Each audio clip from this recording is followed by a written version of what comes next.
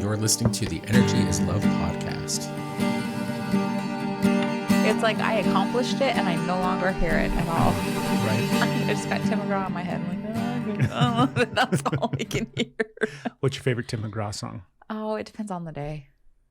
Well, I don't know. I don't know that I have a favorite Tim McGraw song. I don't know if I know. I know a lot of Tim McGraw songs, Yeah. like when I hear them, but I don't know like what they are. Yeah. Other than "Don't Take the Girl." Oh yeah. That's my favorite Tim McGraw song. Is it? Mm-hmm. That fits. Yeah. Right. It's so silly. It's not silly. It's Why just does it fit? Because you like this sweet romantic and you like those real heart pullers. Right. And that I like one, the drama. I'm a drama queen. I wasn't saying that. It's just like that song makes me cry, so I don't like it because I'm like, well, I'm cruising down the road trying to get my tunes on and feel all happy and da-da-da-da-da, you know? And that song comes on. Right? You and I, like, it's so interesting. What is it? The huh? road is my church? What is that? Maureen? Oh, God, I'm killing it. Womack? No. McCormick? No, not even close. Samsonite. No. The highway is my church is like, I cussed on a Sunday, I cheated, and I lied. Don't know that Fallen one. down from grace one too many times. I don't know that one. You do know it. Okay. Wait. Anyways, scratch. My brain is clearly On point today. on point. Yeah. I just insulted 5 different people in one sentence. Including and I'm Tim sorry. McGraw. Well, Tim he was McGraw still included doesn't in know the- what your favorite song is. It's But that's 'cause okay. I'm sorry. Tim McGraw's great. He's not my favorite. Who's your favorite? Not Tim McGraw. Who I don't know is who it? my favorite is. You don't know who your favorite country star is? No. I'm a big fan of Faith. Yeah. Yeah. Isn't she married to Tim? She is. So I felt like that was a good, segue. I really like his wife. Right? I like him too. I do. I like his music. I just love Faith Hill's music. Somehow we're talking about Tim McGraw at the beginning of this episode, but what it was like. We can cut all that shit out. That was garbage. We could. I was We're garbage. not going to. You can cut it out. I apologize. So The podcast starts now. hold on, the podcast is starting now, but it started with the Tim McGraw conversation, and I want to reference April Fools. So we've been in Tennessee for 7 months, Oh. and we're learning. I mean, April Fools isn't. I like was a new so thing. confused right there. I was like, okay, what month are we Hold in? on. My brain can't. Just listen to the I story. know I'm it. gonna I know tell. it. I know it. It's Well, good. you're Go. gonna ruin I'm it not going to ruin it. I'm Keep going to be talking. quiet. I promise. So some comedian on Facebook, A real jokester. some real A real funny ha-ha. Tennessee fucker posted a picture of Tim McGraw walking across a busy street like he was on set of a film, and they're like, oh, they're filming at Dayton Park or something. And I was like, Which is 10 minutes away from it's us. like, holy shit, that's really close. We've been there. I wonder if we... And then all the wheels started turning, and I'm like, sons of bitches. They got me on April Fools. So he may have been there. I'm still not convinced that he wasn't there. We'll never know. We'll never know. He would have told us if I could have come up with a favorite song. Right? He was actually looking for us, but didn't It's- find us. Yeah. Anyways, so today's episode, we're going to be diving into... I need to come up with new adjectives rather than diving into or exploring. I like diving into discussing. and I like exploring. Okay. Well, today I'm not a fan of discussing, though.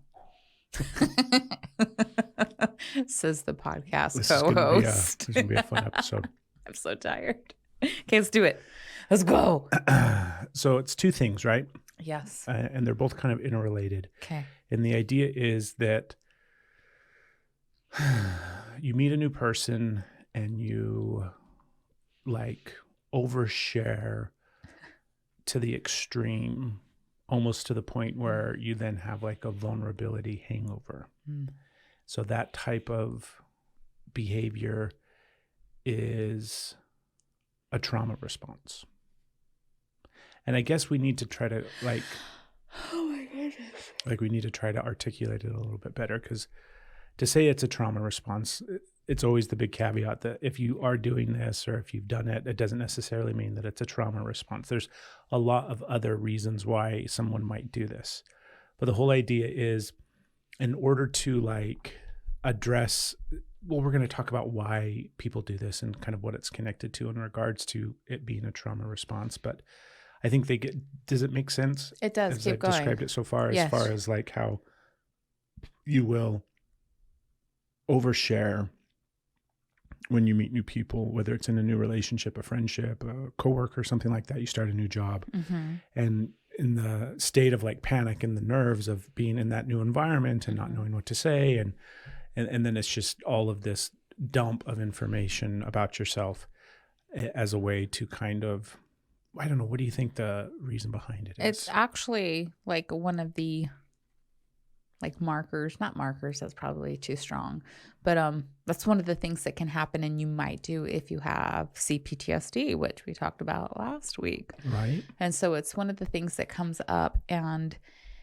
it's like trying to navigate safe environments and not safe environments. It can come from being forced to share, as like from being younger, being forced to share, like you had to disclose everything, things being pulled out. There's just so many different ways that like nervous talking, because you feel like you always had to over explain yourself. Yeah, justify your existence. That's the word. Justify your existence. Justify everything. Over all explain of your action. Sorry, I'm late, and then you'd like go into this whole big long backstory of why you were late and how you're always late and what it's connected to, and so on and so if forth. you can just make enough sense, and hopefully you don't get punished. Right. And so you're like, here's then all you these can things. avoid Let me judgment like, and please. criticism, and then at the end, the person is still going to like you because you justified your mistake or your action or your mere existence. So then when you like move into that new environment, that nervous talking comes out. And so oversharing can just like, you can dump, and it can be the opposite. You know, you can have those that overshare and then those that you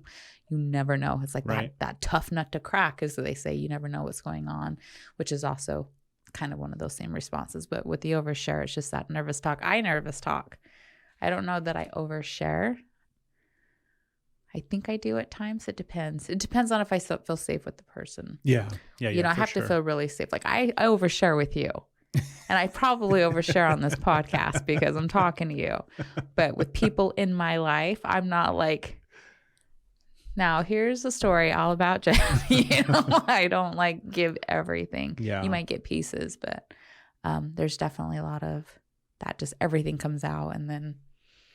Right. And then you have to recover from that experience, because then you're like in the inner critic and the self-judgment and everything that you're going to go through and process after the fact of questioning everything that you said and how you said it and why you said it that way. And I should have said this. And like, it's the whole George Costanza thing where, you know, what's his thing? I forgot the Serenity line. Now? No. That's his dad. It's Shrimp. It's oh my goodness. If you're a Seinfeld fan, I apologize, because this is such an obvious reference, and we're going to have to move on. It's okay. It's okay. Another technique that can come from oversharing is you create a dynamic that will either make you too uncomfortable to participate in that relationship, whatever, like coworker, however. Right now, they know too much about me. They know too much. You have to, or they are now avoiding you because you pushed too much onto them.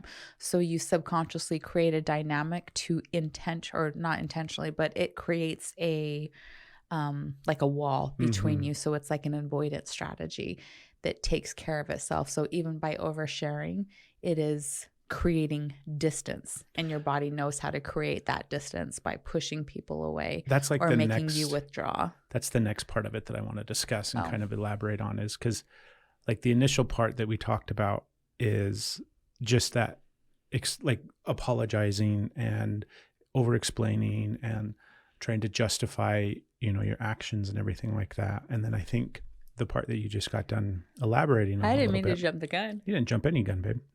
It's not like we talked about first we're going to talk about this. Oh my goodness. And then we're going to talk about that. And then you're going to take a nap. I'm going to go back to sleep. I overshared. Now I'm tired. But the next part is like you might be in the beginning stages of a relationship where you're kind of over the hump of the initial, okay, hi, this is me. Hi, this is you. And now we're going to try to have a relationship. And this happens, I think, not for everybody, but like you said, sometimes if you've got CPTSD or if you're coming from some sort of traumatic background, this can happen. And it happens in all relationships. So it's not just your primary, you know, romantic partner. It's friendships. It's like this thing, I think, just happens. And the only reason we can speak to it is because we do it. right? This is something that we've had to really bring awareness of ourselves. But it's like what you were saying is you will start to subconsciously share too much information that is in an attempt to like push that person away or scare them away, but it's not conscious. You're not thinking to yourself, I'm going to tell them all my deep, dark secrets that I'm ashamed of because then they won't like me. Like you don't think that. There's an aspect where I think I had one where I did think that. Did you? I did. And it was actually with you. And I remember the moment. You thought you were going to scare me away? I was like, that's it. Here it is. I know he's going to go. I know he can't handle all my shit. So here you go, buddy. I dumped it all. It was like, here's all the reasons. Basically, I gave you the list of reasons why you shouldn't like me. Yeah. Why you shouldn't want to be with me. Like all of the shit. I'm like, here you go. You want that? No, you don't. Like, and it was almost like that. Fuck you. Even though I wasn't like saying that. I was just like, I know you're not going to like it. Was shaming myself in a really like trauma dump way. Yeah. Because that was it. And then you were going to. Like that was the nail in the coffin. I was putting the nail in the coffin. Pushing me away before I could leave. And like even like having some control over that, knowing that that's what was going to make you leave, knowing I was pushing you away. And you shocked the shit out of me because I hadn't like just given everything like that. It had been like a trickle of time with other people and like things. That was like the first that I can think of where I just was like, here's all my shit. This is what you're looking at. Instead of being like a really healthy way of like, oh, here's some stuff that, is going on in my life. This is, this is what I bring to the relationship. I was like, you want it? Here you go. But I thought you would leave and you didn't. And it was really I don't recommend doing it that way. Like that was really unhealtmy. I did the same thing, I think, in our relationship. I think you did. But when I remember you doing it, it wasn't, I don't know. You'll have to tell me if you can remember the moment. The moment I remember you doing it was a little late to be pushing me away, as in it was our honeymoon. And I was like, okay. Oh my gosh, what did I tell you? I'm not going to say it on the podcast. I'm so curious now. I'll tell you later. Okay. Jot that down. I don't want to forget that. Okay. I remember. I don't remember what it was I said. so on our honeymoon, and I was just like, to be fair, like you're like, you don't remember your honeymoon. Like, to be fair, our honeymoon was amazing. And I remember so much of it, including the part where we decided to drink as many margaritas as we could as we bar hopped down some street in Colorado Springs. Yes. All the margaritas. We had all of them. I don't think anybody else got a margarita. We drank them all. It was really fun because it was just going from restaurant to restaurant to bar to bar. It was happy hour. Everyone we went into, they were like dollar margaritas. We're like, and we said, yes, margaritas. Serve it up. So, of course, there's going to be portions that I don't recall. This was on the drive down there. Okay. I was going to say. It was pre-margarita. I think this was like day one of driving. I got a ring on your finger, and then I was like, this is it. Here you go. You can't bail out now. And like we were still on the pretty early phases of when you got mine. Really? Yeah. Was it pre-moving in together? Oh, yeah. Oh, yeah. See, it's so fascinating because this is what we're talking about, right? How this will happen, right? It's the subconscious thing that your shadow does in order to push people away. And we see it today, looking back, and we can kind of understand it. We still do it today at times. I think there's a part of us that still kind of like steps in and tries to do it in our relationship, but it's also like so... I don't know. You might have to point it out. The fact that I can't see it means probably I'm the one that's doing it. Because I'm like, I don't think I do that. I think I've elevated past that. But it's just that part. Right? Yeah. It's just the part that comes in and tries to do that thing again. We're like, oh, sweetheart, or it's like, come on, okay, yeah, good luck. That's that ship's sailed. Help me see it when it comes out of me, because I don't recognize it anymore. I don't recognize it in you either. It's not something I see. Well, I don't do it. Well, I don't do it. I healed it on our honeymoon. So whatever you're talking about, I did it on the podcast. I drank enough tequila that thing left. I didn't have to worry about it. We what is that? Disinfected with tequila. That's how you heal your shadow. Just kidding. Oh my God. People have been trying that for centuries. It doesn't work. But we see it. We see it now, and we see why we did it. That's funny. And we see how it kind of played out. And then we also see other people do it. Yeah. And it's interesting because it is like this subconscious thing of it's your ego trying to prove to itself or to prove to you, to convince you again, over and over again, that you're not worthy of love, that you're not worth, you know, friendships or relationships, or you can't be happy because you have all of this dark stuff inside of you that you are trying to hide and avoid. And I think that's truly what this behavior stems from. Yeah. I didn't think I was worthy of you. Right. I didn't think that I deserved somebody like you. Yeah. And so it was very much of like, here you go, because I'm just going to get it over with now, because I won't be able to, like my brain, I can't handle it later. Because I totally was like, you're so far out of my league. Here's all the reasons. I'll show you why. Well, I've been trying to convince you for, you know, a vast majority of our relationship that I'm not worth being here. Like, we're so stupid. The other person's like completely in love with the other one. And we're like, let me show you why you're too good for me and I don't deserve you. And I will show you all the ways. Show you all the things, right? Instead of being and like. all of those actions and all of those things and all of those thoughts and all of those feelings stem from the unconscious stuff that you're not dealing with. Like, that's the whole point of what we're trying to get at. Yeah. If you relate to this behavior and you feel like, oh my gosh, I totally do that. Right? We see you. Yeah. We see you. Yeah. It's a thing that people do. Yeah. And it comes from this unconscious stuff that you're avoiding addressing and looking at and dealing with. And that's okay. And the stuff that you can't, you're like, well, I'm not avoiding it. It's staring me at the face all the time. But that's like the shame and the judgment and the blame. That's not the pain and the wound that's underneath it. That's the response to it. So when you're telling yourself all those horrible things and you feel like you're always looking at it, that's not actually looking at it. That's just a way to kick your own ass. Sometimes you will wear your shadow out in the open, but it is done in such a way where it is still masking and covering up and hiding, because it's like, I know that this is the thing. Like, I know, like, maybe you're an alcoholic, or I mean, there's so many different things that people shame themselves for, right? But you'll wear it in a way to kind of put it out there first and foremost, but then it's like a scapegoat where you're like, I told you right off the bat, day one, I told you I was like this. And it's like, okay, I told you I was a snake when you met me. Yeah. But that's just the avoidant, right? That's just that's the person. Not the actual wound. The wound is the thing that's connected to it that you're avoiding actually feeling, which is why you're using it to protect yourself. Yes. These are all big rabbit holes that we could go down. I don't know if we, like, the other aspect of this, and I think it's like an offshoot of this type of behavior that we're talking about, but it's the trauma bonding that occurs, right? Yes.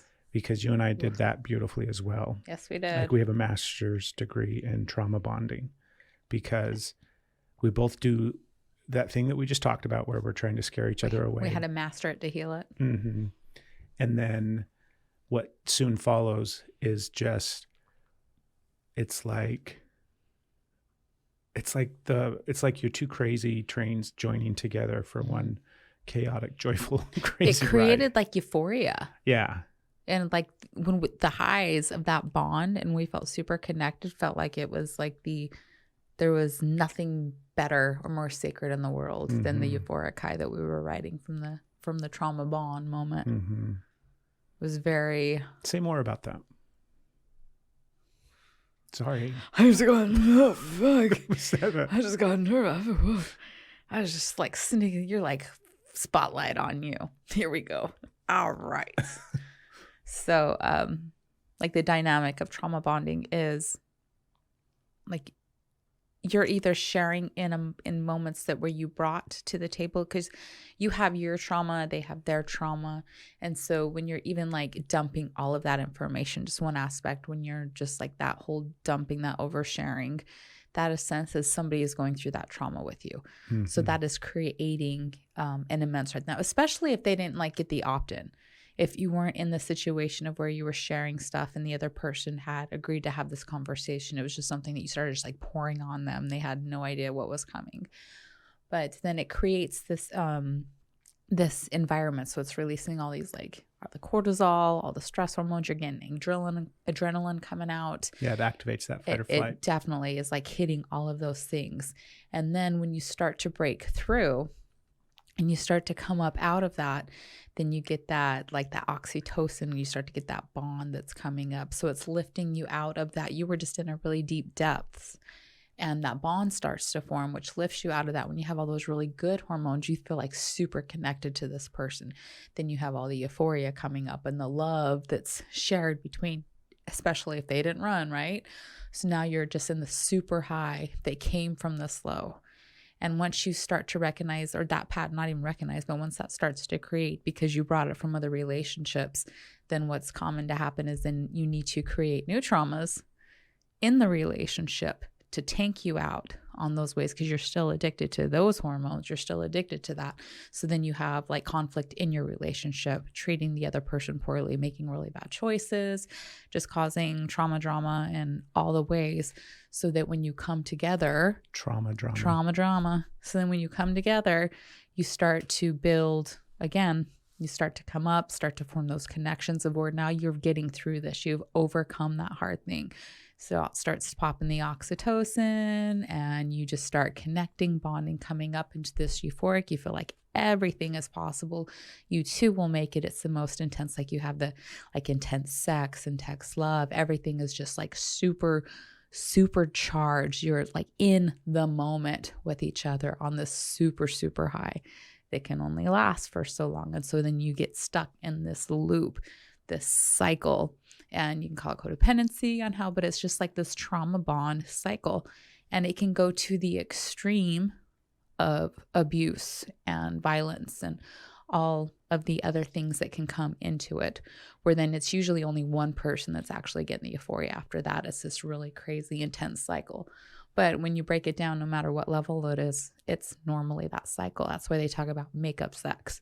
I didn't think we had makeup sex because we didn't like combat each other, because all we had was makeup sex. All we had, exactly. Okay, we weren't doing like this combating thing, but we were always getting through stuff. We were always having to like deal with shit, and then we felt so connected. Like our whole thing, that's all we did was makeup sex. Yeah, we had a lot of really great sex, but it cost so much, and it almost like we should do an episode, or like I'm like this is mental note. Sorry, quick side note. When you only have makeup sex. Right. So, and to try and when you have that dynamic in your relationship, then you think that your highs are what makes you special, what makes you so special, what makes you so unique and not like anybody else. And we must also be destined to be together because look at everything that we've survived. Look at the way that we connect. And it also convinces you that there is nobody else on the planet that you would ever have this kind of love with, you would ever have this kind of relationship. You will never find love again, which is like when breakups happen. They tank you from this part because you are certain from those extreme highs that you were on, all those chemical dumps that were happening in your body that was taking you to like levels of, I don't even know how to explain it, that you are sure that that was it. And people can go really dark and really down from breakups because their essential lifeline seems to have been taken away. There's also the dynamic too that because you bottom out because of the chemicals as well, all of the hormones that suddenly you don't have. It's like a massive withdrawal. Yeah, you don't have the same reciprocal cycle taking place in your body because the catalyst isn't there any longer. Exactly. So then you hurry up and scramble. That's why you have like all of the stress of you'll go back and like become obsessed about their social media or what they're doing, or you'll get into big text arguments or look for ways, anything to interact, even if it's fight. You hold like their items hostage. You'll ruminate so heavily because, I mean, there's multiple layers of why this happens, but a part of it is because you're recreating that chemical reaction in your body so that your body then still stays addicted to all of those hormones and all of those chemicals that are getting dumped. You can catch yourself, and like if this sounds familiar, you'll find yourself acting in ways that afterwards you're like, why did I do that? Why do I keep? You're like, I don't know why I'm doing this. I don't want to keep engaging. I can't stop thinking about it. But then you find yourself there and then you're in it. Yeah. And then it also makes you afraid to change even for the healthier in the relationship. Because what happens when we take away the euphoria? Right. What happens? Yeah, if we don't have makeup sex now, like what does happen? Yeah. Suddenly we have to like look at the stuff that we've been avoiding, but you think the love won't be there. Yeah. You're not, and if you struggle with worth, like for me, I'll speak with that. Like I struggled with worth really hard. And so I thought if I couldn't keep you elevated, I had no worth and that you would not want to be with me. And so the thought of bringing the relationship, like allowing a baseline, allowing a window of tolerance in your relationship instead of it being a spike the whole time, was terrifying. My therapist, or like wonderful guide through this, when she, the first time, I think we mentioned this last time, told me how healthy relationships are actually quite boring. I was like, if he's bored, he's going to leave. He's going to find somebody else. I can't allow that. It was like terrifying. And that was like, obviously I hear that now, but at the time I couldn't risk that. And if that's the truth, that's not the relationship you want to be in. If you have to keep them at extremes in order to keep their attention, you don't want to, like, you work in a relationship and you work for your relationship. It takes work, but there's different kinds of work. There's contributing to the relationship, adding to, helping the relationship, and there's complete sacrifice of yourself, your boundaries, your, like, what matters to you in the world, who you are. Like, that is not working for a relationship. That is just taking yourself out. But that's what I was willing to do. Yeah. I mean, the dynamics of how this played out in our relationship, but also how I think it plays out across the board with people is so, like, truly it's fascinating. I love kind of observing and witnessing and watching it play out. And we see it often. We see a lot of it. I mean, we did a reel recently of, oh goodness, it had a scene from The Notebook where, what's her name? Can't make up her mind about analysis paralysis, decision paralysis. Yeah. Anyways. Don't make me make a decision. Don't make me choose. I'm so scared. But I mean, we see it in society, in film. It's literally what gets shown as what a relationship is supposed to be, is this traumatic, up and down, volatile, like all the great relationships over, time. That's what they're that's kind of how we are taught that relationships are supposed to be. Something really crappy is supposed to happen, and then you come together. Right. Make up, break up, fight, argue, make up, just the continual cycle. And it dawned on me as we were sitting here talking about it. I mean, it's because one part of it, right? It's not the definitive only reason why this takes place. Because the reality is too, right? Trauma bonding doesn't just happen in your romantic relationships. No, it does not. Happens in friendships. It happens in work relationships, especially if you have a high stress job, a dangerous job. Yeah, like military, law enforcement, firefighter, all of those really dangerous jobs. Same thing, like even if you're like working on an oil rig, or, I mean, any job or profession where your life is in danger and you're kind of going through traumatic experiences, even though you're witnessing, like healthcare, you're witnessing traumatic things. Yeah, if you're working in the ER, you're going through that same kind of trauma bonding with your coworkers as well.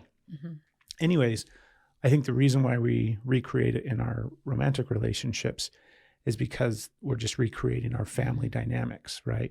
That, like, the reality is my entire family was trauma bonded together. Yeah. Where we had the exact same highs and lows. Super enmeshed. Where it was, do you know what I mean, immense chaos because of whatever, some argument or fight that my parents were having, or my dad being upset or angry, or whatever the chaos was. And then countered with, like, everything's fine. We're going to go, get ice cream or, something. So just that process over and over again, trauma bonds you to your family and to your caregivers and to your, siblings and everything like that. And it's a different relationship depending on who's there too. Like, you had one in the house, and then how, like, when aunts came over or you went to, like, around holidays, whatever, it was just like there was different dynamics of where they still played out just in different forms, and you had to keep them kind of separate. Right. Oh, sorry. It was so hard. Yeah. So we wanted to talk about it. We wanted to bring it up on the podcast because it's something that is really common. It's something, like, if you're stuck in one of these patterns and one of these loops, this is why. Yeah. Like, if you keep having the same, not just having the same fights with your partner, but if you're in a really chaotic, stressful thing where it's good for a week and then it's crazy for 2 weeks, and then it's good for a week and then it's crazy for 2 weeks, or like maybe you get a month and then you're back on the crazy train, or all of the ups and downs where you're continually fighting or breaking up and getting back together, or there's just no normalcy or regulated like state over the course of time throughout your relationship. It's because you're stuck in that pattern and that cycle of that trauma bond and just recreating that pattern over and over and over again. And it has to be addressed like on multiple levels, right? Because it is affecting so many different things. Yeah. It's the suppressed reality of what your shadow's hiding and what your childhood was like and all the trauma that you experienced that has to be processed, right? And that's like the emotional aspect of it. You've got the physical aspect of it in your nervous system and how you have to be able to release all of that trauma and all of that emotion and all of that frustration and anger and sadness and grief and so on and so forth inside of your body, right? You have to learn how to start coping and managing with those emotions and regulating your nervous system. You have to learn how to communicate that. Right. Like the list goes to on feel and on safe and on to and even on. communicate. Like it's so hard because all of those things that are a must, they are, we shouldn't say must. We should say you get to do this. But in order to reach the other side of that, in order to hit the healing, in order to stop recreating those things, that is what's required. Mm-hmm. And you don't feel like you're allowed to do those things. Mm-hmm. You don't feel like you're worthy enough to do those things or to have your needs met. It's terrifying to figure out how to set a boundary or to say these things or to not engage and create. You don't feel like you're even allowed to. You're like, I'm not allowed to do this, but this is what I have to do. Right. In order to heal, like, and excuse me. Like the amount of, when I say blinders, like the fact is you have so much piled up in front of you that you can't see the truth past everything that you're looking through. So all of this stuff that is filtering your reality of what you're seeing, like the idea that you have to do this work to get to that spot where this thing won't take place anymore, like you can't even see it. It's like, oh, if I go, like the path that you're telling me that I should walk down is the path where violence happens, right? That's the path where I might lose the relationship. Like it's going into the darkness of doing the hard thing that will eventually lead you out of this pattern. Like just recognizing the pattern is great and it's the first step, but it's then the work begins, right? Like to recognize that you're not just trauma bonded, but that you're recreating all of those unhealthy dynamics and you're on that roller coaster that just keeps going in circles over and over again is huge to recognize. Yeah. And then it's like, okay, what do I need to do now to shift out of that? And that's where it all begins. Like, I don't know if we necessarily had, I'd like to think we had like these aha moments. Oh, we did. That were like so beautiful. And it was like, oh, we did it. Oh my God. It was in our euphoria. We figured everything out. I can see it so clearly. We had a lot of help. we had a lot of support because there wasn't a linear process. It wasn't like, oh, we're trauma bonded, right? Let's research, find a book, find a therapist that specializes in helping people not be trauma bonded. Right. We had no fucking clue. So I mean, where would somebody begin, right? I guess it's recognizing if this is something that you resonate with. Yeah. Like, do you feel like you're repeating the same toxic, unhealthy patterns in your relationships? Seeing that. And then also, like, where do you start from there? First of all, I want to say, like, just all the awareness that we brought to this. If you are in a violent, abusive relationship, you can just like take a breath for a moment and see why it has been on top of like maybe not having access to money or the threats that are made and feeling like it is unsafe for you to leave. On top of that, all of the chemical reasons of why it makes it impossible. Like all of this, what you're going through, why it's so important to get help. And there are many free resources out there. You can look at online support groups. You can, like, a lot of times reach out to local law enforcement agencies, and a lot of times they have domestic violence advocates that you can speak to and that can start pointing you in the direction of resources. And if you reach out to a domestic violence advocate, it doesn't mean that you're creating a report, doesn't mean that now your information is out there and that everything's hitting the fan. You're just getting resources. It's just free advice. Yeah, they're there to help. And so it's like a lot of times, like, we don't even know where to start with that. And we may not have access to money and ways to look. So starting to look at those free resources where you have other people that are in the same situation, have been in the same situation and have made it out, because sometimes we feel so alone and that there's no help out and nobody else really understands what it's like, or you think your situation really isn't that bad because you've heard all these other horror stories and that's what real abuse is, and yours isn't really that, so you're not even justified to get help. So starting by like looking at those and just getting curious, reaching out, calling hotlines, and getting some information there, because you absolutely leave that relationship. Like, nobody deserves to be in a violent, abusive relationship. It doesn't matter what your past is and all the shame and all the ways you think you deserve it, you don't. So leave violent, abusive relationships as soon as you're safely able to do so. And then where you can start for help, it's kind of the same advice. You can start to look at therapists in your area. There's like Psychology Today or BetterHelp that you can get on and look for therapists with credentials in like trauma healing, inner child. There's so many different ways, and see the modalities that they have, ones that are aligning with you. You can look at coaches, which have a very different approach to it. They have they're able to work with you in ways that therapists aren't, and therapists are able to work with you in ways that coaches aren't. So there's just a different thing for everyone. Again, online support groups. You can look at trauma bonding. Careful with codependency. Codependency is a big thing, but codependency also can get really heavy on shaming yourself for everything. And while there is a step of taking accountability for your actions and ownership of your actions to move forward, it's not a tool to shame yourself. So there are codependency groups that can be kind of harsh. So just watching where you're at, and like the end goal is, does it feel right for you, who you're working with? Is it resonating for you? If that person isn't resonating with you, if that support group isn't resonating with you, move on. Yeah. Or if it did at one point and it's no longer. Yeah. That's okay. Like if you think about it, the goal is actually to outgrow your coach, your therapist, your support system, because you want to evolve. You want to heal and be able to take it to the next level and mark up. So you're not hurting anybody. If you're like, okay, this was great. Thank you. My life is better because we worked on this together and now I'm moving on. That's a celebration. So you don't ever have to feel bad about that. And I'm hearing that for myself too, because I'm like, oh. Right? So you got to let some of them go. You got to let some of them go. And you might not want to because they got you through so much. Yeah.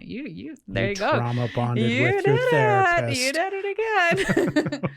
But it's really hard to finding good help out there, that people that are,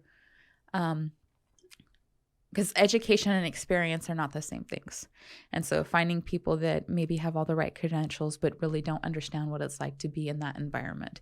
And then finding people that understand what it's been like to be in that environment but maybe haven't figured out how to really navigate that with the healthiest ways. So you're just looking at what feels right for you. What feels right. And if it does not feel good to be in if you don't feel safe to speak with that person, move on. That's where I would start. There's my long-winded answer. I'm an over-explainer. What about you? What do you think? I want to speak to shame after realizing that you are caught in this loop or you're experiencing this, or like you said, there's a lot of shame with codependency. And if you're people that are in a trauma bonded relationship are codependent with one another. Yeah. And it's an unhealthy, toxic form of codependency. But you don't have to shame yourself for any of it. No. This really big thing happened in both of our journeys of trying to heal through all these different aspects of our shadow and our relationship and this trauma bonding and everything like that, right? A really big step that you can make is, obviously you have to have awareness of these things first and foremost. And then you just have to allow for the grace that you recreated this in your life, and you continually do so based off of how you were brought up and raised and the experiences that you had. So it's kind of what did you expect would happen? When you put all of these ingredients together, this is what the result is going to be.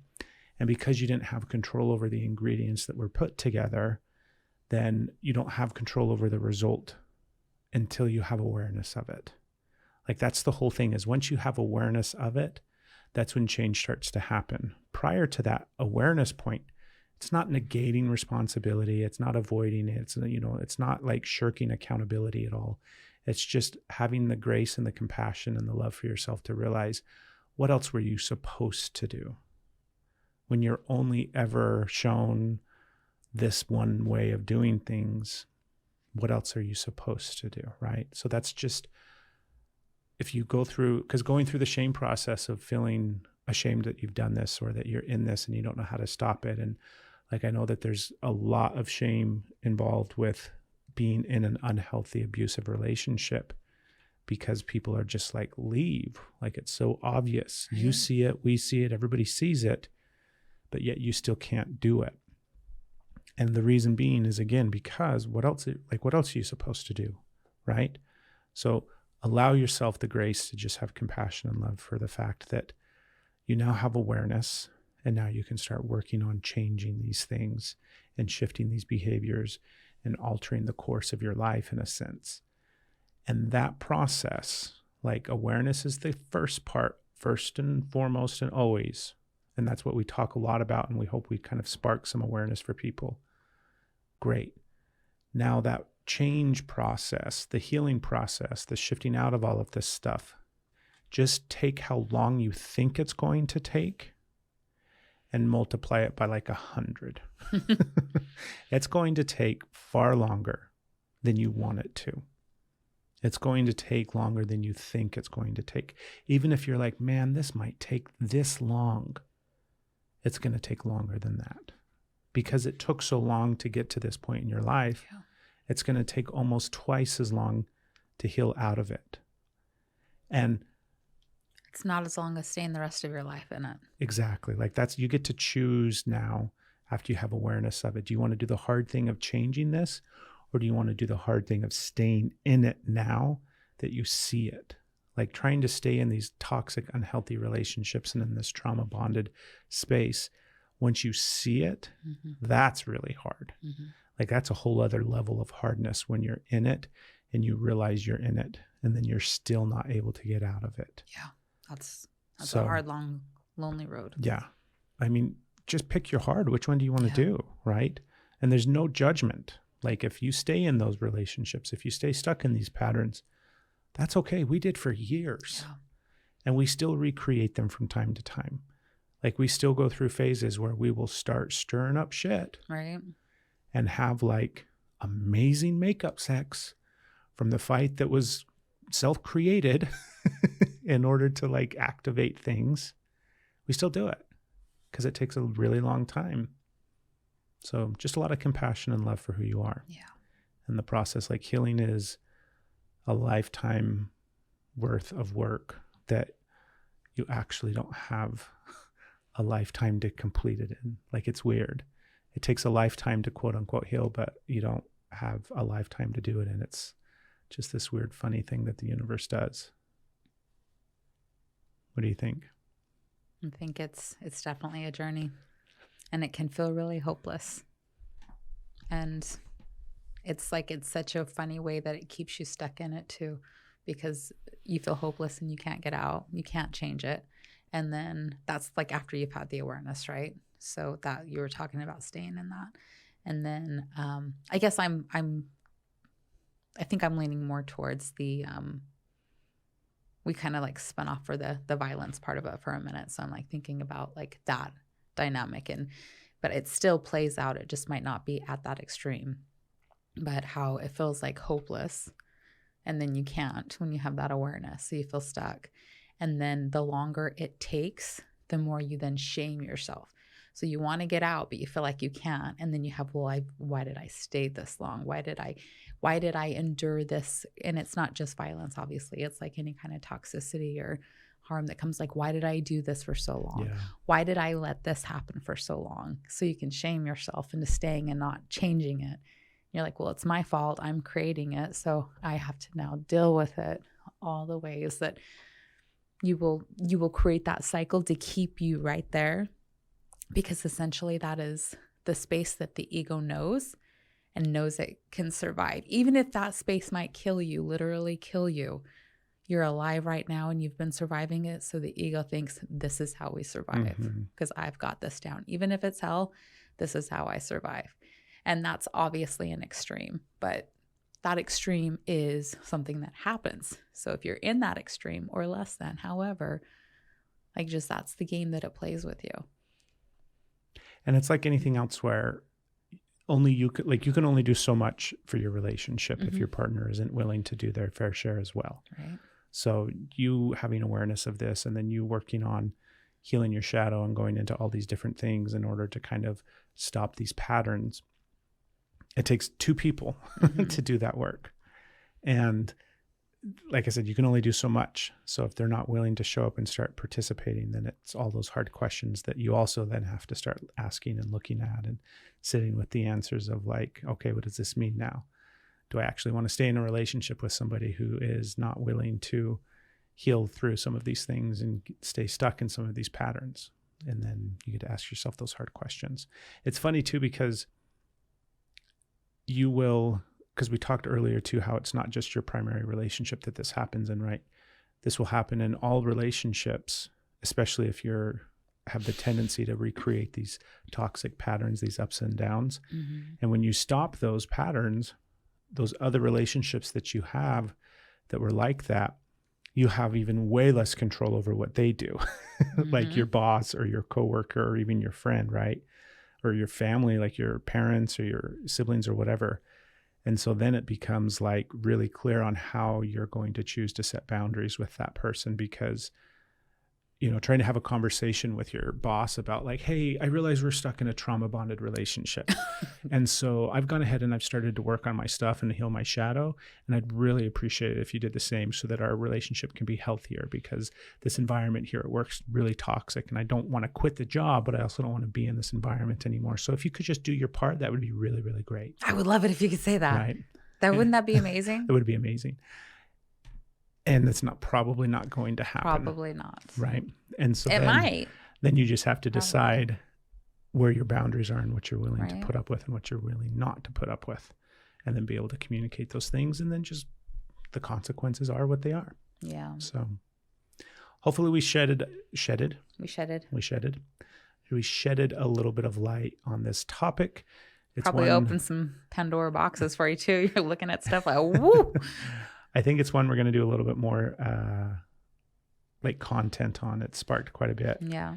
And so we'll probably have some reels this week or whatever when this episode comes out, all about trauma bonding and what to do and how to start healing it and change it and look at it. And step one, give yourself some grace and slack and compassion and love. So huge, right? Yeah. So huge. Okay, let's move on. Okay. It's Q&A time. Each week we answer a question.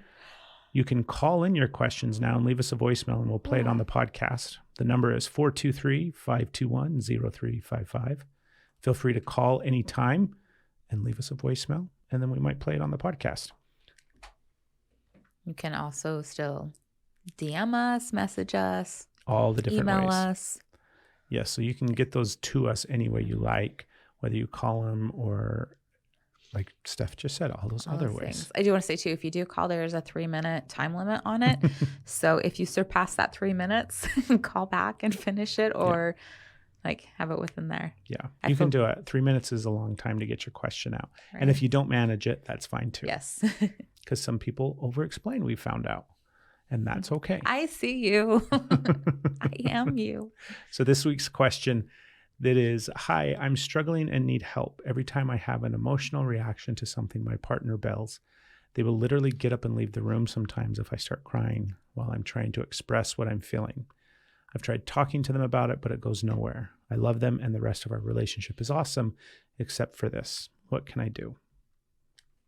It's a great question. It looks like I'm crying. I'm over here yawning. Tears started coming out. You're gonna be all right? Yes. So yeah, your partner is emotionally unavailable and you want more from that, or you want more out of that. There's a bunch of different things that come to mind first and foremost, right? That sucks. First off, like I always feel like I brush past the importance of acknowledging that, like, that's really crappy. That's really frustrating. And those like being in that type of relationship and playing, like those dynamics playing out are really hard to kind of navigate. So we have a lot of compassion for that. Secondly, I understand like reasons why somebody might be emotionally unavailable, right? There's a bunch. Mm-hmm. Obviously, there's probably trauma on their end, and they're probably having, you coming to them with emotions or you expressing emotions in a certain way may trigger something for them that they can't even articulate or express, or they might very well know what it's connected to, but they're still in that activated response.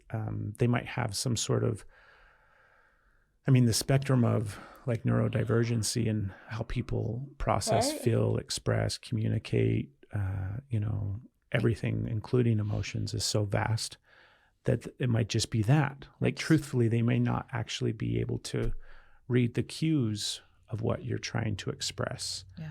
They may not realize that they're walking out of the room right at the crucial moment where you really needed their support. I'm not saying like this isn't negating behavior that's also shitty, right? They also might just be an asshole. Yeah, they also might just be an asshole. Yeah. But with this, based off of the information that we have, the possibilities, which is great to include, that they might be overstimulated by that. It might bring up so much in them that that's the only thing they can do, is their body just gets up and moves. Yes. So you have to kind of take those things into consideration. And obviously, your relationship and your partner and everything like that. And we're just kind of go off the assumption that they have the capacity to, they're just choosing not to for whatever reason. And like we said, there's probably a reason behind it. But what it's feeling like for you is, oh, they're abandoning me. Oh, I can't rely upon them. I'm trying to show up with my emotion. I'm trying to share. I'm trying to connect. I want this type of relationship. And they're just not meeting me there. They're kind of leaving me, in this real moment of need. And we're going to address, like, you need to talk to your partner. I know you said that you mentioned that you did, and they aren't really responsive. Like, if you want stuff to really change in your relationship, you have to be willing to have those conversations over and over and over again until they either hear you or they don't. And if they don't, then you move on to the next decision that you have to make, right? Do I set a new boundary? Am I looking at ending the relationship?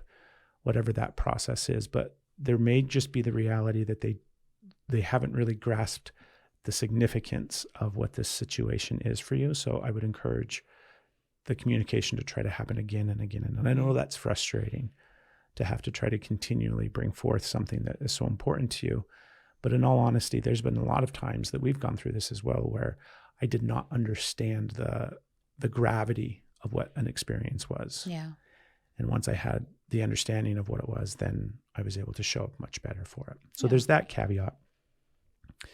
And then I think the really important thing that is needed is the likelihood is that this is probably something that you've experienced before, whether it's in previous relationships or in some way it's mirroring what your environment was like growing up, where emotions were dealt with probably in a similar way, where you either saw your parents play out this, or you yourself would try to express a need or a desire or an emotion, and were probably shut down in some way, or neglected or abandoned or pushed aside, or your emotions were not validated right. You were told that that's not really what you were feeling, or all the different things that can happen in childhood. Yeah. And so sometimes we will recreate those in relationships with our partners, not knowing that that's what's happening, thinking that it's just this, maybe my partner is behaving this way because of them, instead of realizing that there's probably a likelihood that that dynamic is playing out in your relationship because it's some shadow aspect of your past coming out and and happening in the here and now. So that would be the other thing, is really sit with and reflect on, have I experienced this before? Like that feeling that comes up inside of you, even when you think about, oh, I can't go to my partner with my emotions, or I have something emotional that I wish I could express and communicate, but they're not going to hear me. Like right there, what is that feeling? What does that bring up? What is that connected to? When have you felt that feeling before in the past? And kind of following that little trail and that breadcrumb down the rabbit hole to see what it might be connected to. Because there's going to be multiple levels of things coming up here, right? It's not just what your partner brings to the table. There's always what you're bringing to the table as well that kind of has to be looked at and addressed. So it's a good question. It's a good question. Yeah. Brings up a lot. I would also add, so a lot of like that communication, as you mentioned, it's frustrating to keep having it. But when you find yourself like in a really calm place, so you have your energy in a way that you can come to them when you're not activated, and just getting curious about what their experience is, and like asking them, what does it, getting their are you open to having a conversation right now? Are you open to having a conversation to talk about something that happens when we communicate? And just seeing if they like getting their buy-in to the conversation, and then like asking them, what comes up for you when I express emotion? What do you feel when I cry? What is that like for you? And just get curious about what they're feeling, and they might be able to express. Maybe it'll be something that they have to come back to, but what happens, what it triggers in them. Maybe it's like you were saying, it triggers a trauma response in them, something where they feel like they have to leave the space. Maybe they get so scared because they don't know what to do and they don't know how to help, so they leave. Maybe they don't. Maybe there's a dynamic that it's catching them off guard. They didn't have the buy-in for it. And here's this really hard conversation, and now they don't know how to participate in it. So all these different ways where like you still need to be able to show your emotions, but just allowing the space of somebody that you love and care about to express what their experience is, and see what you two can, like what the middle ground is, in a sense. Not the middle ground, just like forget that ground, go to another ground. Like leave that. What's that poem about? Not like meeting in the middle, but in a field outside of the, it's a beautiful poem. It's a beautiful poem. I don't think you know what the one I'm talking about though. And so just like what's their experience? And that could really open up a conversation to shed light on where both of your needs are getting met in that space, because they're obviously having a reaction. And yes, they could just be being an asshole, and then you have all those like hard things to look at. Yeah. But maybe there's just more likely there's a lot there. Yeah. So thank you for the question. As always, we said earlier, right? You can email us those questions, you can DM us those questions, and you can call in your questions, and we'll play your voicemail on the podcast. Yeah. The number again is 423-521-0355. It's also in the show notes, so you can go down there and find it. It's also on our website, which is energyislove.love. Yes. Go to the website, sign up for the newsletter, all those things. Thank you for listening to this episode. And like legitimately, we're really grateful that you just listen to the podcast week after week. 100%. Like we really, really appreciate all the support and everybody that listens to the podcast. Yeah. And if you want to do a little bit more, if you really like the podcast, if you really love what we do and what we share, then go leave a review. Like that helps the podcast. That helps us. You can rate it 5 stars. You can leave a review. You can subscribe to it. You can share it, all those extra things as well. It takes a little bit of your time, but it doesn't cost you anything, and it helps us immensely. So we would appreciate that as well. Say also, if you want to be able to get on a call with other people that are also on a healing journey twice a month on a Zoom call with us, check out our community, Energy is Love Together. All that's at the website as well. So much stuff. And we're so grateful. We'll see you next week.